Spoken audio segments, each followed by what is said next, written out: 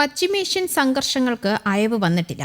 ആക്രമണങ്ങളും പ്രത്യാക്രമണങ്ങളും തുടരുകയുമാണ്. Iran നടത്തിയ missile ആക്രമണത്തിൽ ഇസ്രയേലിലെ പെറ്റാറ്റിക്കോയിലെ ഡ്രോൺ നിർമ്മാണ കേന്ദ്രം തകർന്നതായുള്ള റിപ്പോർട്ടുകളാണ് ഇപ്പോൾ പുറത്തുവരുന്നത്. ഡ്രോൺ നിർമ്മാണ കേന്ദ്രത്തിന്റെ പ്രവർത്തനങ്ങൾ പൂർണ്ണമായി നിർത്തിവെച്ചു. ഇസ്രയേലിന്റെ പ്രതിരോധ ഉൽപാദനത്തെ ബാധിക്കുമോ എന്ന ആശങ്ക വർദ്ധിക്കുന്നതിനും ഇത് കാരണമായിട്ടുണ്ട്. എയ്റോസോൾ ഏവിയേഷൻ സൊല്യൂഷൻസ് നടത്തുന്ന കേന്ദ്രമാണ് ആക്രമിക്കപ്പെട്ടത്. കെട്ടിടത്തിന് വലിയ നാശനഷ്ടം സംഭവിച്ചതായി യനെറ്റ് ന്യൂസിന്റെ റിപ്പോർട്ടിൽ പറയുന്നുണ്ട്. കേടുപാടുകൾ കാരണം അവിടെ പ്രവർത്തനം പുനരാരംഭിക്കാൻ കഴിയില്ല എന്നും പുനർനിർമ്മാണം അസാധ്യമാണെന്നും കമ്പനി അധികൃതർ അറിയിച്ചിട്ടുമുണ്ട്. ഇസ്രയേൽ സൈന്യം ഉപയോഗിക്കുന്ന പൈലറ്റ് ഹെൽമറ്റുകൾ, ബോംബ് ഘടകങ്ങൾ, ഡ്രോണുകൾ എന്നിവയുൾപ്പെടെയുള്ള പ്രധാന ഉപകരണങ്ങൾ എയ്റോസോൾ ഇസ്രയേലിന്റെ പ്രതിരോധ മേഖലയിലേക്ക് നൽകുന്നുണ്ട്. യന്ത്രങ്ങൾ, അടിസ്ഥാന സൗകര്യങ്ങൾ, ഓഫീസ് എന്നിവയ്ക്ക് ആക്രമണം വലിയ നാശനഷ്ടം വരുത്തി. പ്ലാന്റ് പൂർണ്ണമായും നശിച്ചതായാണ് വിവരം. പുറത്തുവരുന്ന റിപ്പോർട്ടുകൾ അനുസരിച്ച് മിസൈൽ ഫാക്ടറിയുടെ ചുറ്റുമതിലിന് സമീപമാണ് ഇത് പതിച്ചത്. ഇത് വലിയ ഗർത്തത്തിനും വിസ്തൃതമായ ആഘാതത്തിനും കാരണമായി. ഇറാനും ഇസ്രയേലും തമ്മിൽ തുടരുന്ന വ്യാപകമായ സംഘർഷത്തിന്റെ ഭാഗമായാണ് ഈ ആക്രമണം വിലയിരുത്തപ്പെടുന്നത്. വലോറെക്സ് എന്ന കമ്പനി ഏകദേശം 35 ദശലക്ഷം ഷെക്കലിന് ഈ കമ്പനി ഏറ്റെടുത്തതിന് ദിവസങ്ങൾക്ക് ശേഷമാണ് ഈ സംഭവവും നടക്കുന്നത്. ഫാക്ടറി മനഃപൂർവ്വം ലക്ഷ്യമിട്ടതാകാമെന്ന് കമ്പനിയുടെ സിഇഒ ഇസ്രയേൽ വാസർലോഫ് സൂചിപ്പിച്ചിട്ടുണ്ട്. നാശനഷ്ടങ്ങൾ പൂർണ്ണമാണെന്നും വാർലോഫ് പറഞ്ഞു. സ്ഫോടനം കെട്ടിടത്തെ തകർക്കുകയും വലിയ നഷ്ടം വരുത്തുകയും ചെയ്തു. ചില ഉപകരണങ്ങൾ,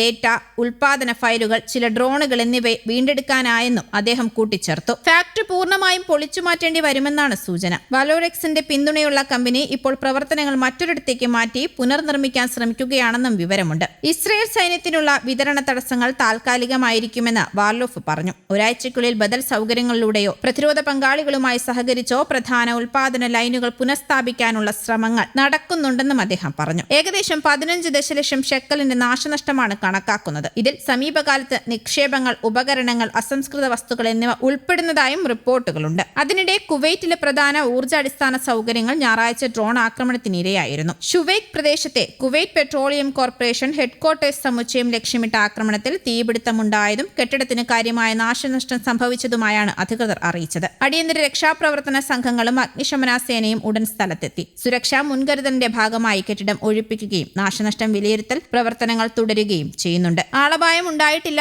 എന്ന് അധികൃതർ വ്യക്തമാക്കി. കുവൈറ്റ് നഗരത്തിലെ മന്ത്രാലയ സമുച്ചയ കെട്ടിടത്തിന് നേരെയും ഡ്രോൺ ആക്രമണം ഉണ്ടായതായി ധനകാര്യ മന്ത്രാലയം അറിയിച്ചു. ആക്രമണത്തിൽ കെട്ടിടത്തിന് ഗൗരവകരമായ വസ്തുനാശം സംഭവിച്ചു എങ്കിലും ആളപായമില്ല. മുൻകരുതൽ നടപടിയായി 2026 ഏപ്രിൽ 5 ഞായറാഴ്ച മന്ത്രാലയ സമുച്ചയത്തിലെ ജീവനക്കാർക്ക് വർക്ക് ഫ്രം ഹോം ജോലി അനുവദിക്കുകയും സന്ദർശകരെ സ്വീകരിക്കുന്നത് താൽക്കാലികമായി മാറ്റിവെക്കുകയും ചെയ്തിട്ടുണ്ട്. അതോടൊപ്പം 2 വൈദ്യുതി ജല പ്ലാന്റുകളും ഡ്രോൺ ആക്രമണത്തിന് ഇരയായതായി വൈദ്യുതി ജല ഊർജ്ജ മന്ത്രാലയവും അറിയിച്ചു. ഇതിൽ വലിയ നാശനഷ്ടം സംഭവിക്കുകയും 2 വൈദ്യുതി ഉൽപാദന യൂണിറ്റുകൾ താൽക്കാലികമായി നിലച്ചതായും അധികൃതർ അറിയിച്ചു. വൈദ്യുതി ജല സേവനങ്ങളുടെ സ്ഥിരത ഉറപ്പാക്കാൻ സാങ്കേതിക സംഘങ്ങളും അടിയന്തര സംഘങ്ങളും ഏകോപിത പ്രവർത്തന പദ്ധതിയുടെ ഭാഗമായി 24 മണിക്കൂറും പ്രവർത്തിച്ചുകൊണ്ടിരിക്കുകയാണെന്ന് അധികൃതർ അറിയിച്ചു. അതേസമയം മേഖലയിലെ സംഘർഷാവസ്ഥയ്ക്കിടയിലും ഹോർമുസ് കടലിടുക്കിലൂടെയുള്ള കപ്പൽ ഗതാഗതം സുഗമമാക്കുന്നതിനായി ഒമാനും ഇറാനും തമ്മിൽ ഉന്നതതല ചർച്ച നടത്തി. ഇരു രാജ്യങ്ങളിലെയും വിദേശകാര്യ മന്ത്രാലയങ്ങളിലെ അണ്ടർ സെക്രട്ടറിമാരുടെ നേതൃത്വത്തിൽ നടന്ന ചർച്ചയിൽ ഇരുവശത്തു നിന്നുമുള്ള വിദഗ്ധരും പങ്കെടുത്തു. തന്ത്രപ്രധാനമായ ഹോർമുസ് കടലിടുക്കിലൂടെയുള്ള വ്യാപാര ഊർജ്ജ കപ്പലുകളുടെ യാത്ര തടസ്സമില്ലാതെയും സുരക്ഷിതമായും ഉറപ്പാക്കാനുള്ള വഴികൾ കണ്ടെത്തുകയായിരുന്നു ചർച്ചയുടെ പ്രധാന ലക്ഷ്യം. സുരക്ഷിതമായ ഗതാഗതം ഉറപ്പാക്കുന്നതിനായി ഇരു രാജ്യങ്ങളിലെയും വിദഗ്ധർ വിവിധ നിർദ്ദേശങ്ങളും യോഗത്തിൽ അവതരിപ്പിച്ചതായാണ് വിവരം. ലോകത്തെ ഇന്ധന വിതരണത്തിന്റെ വലിയൊരു ഭാഗം കടന്നുപോകുന്ന പാതയായതിനാൽ ഹോർമുസ് കടലിടുക്കിലെ സുരക്ഷ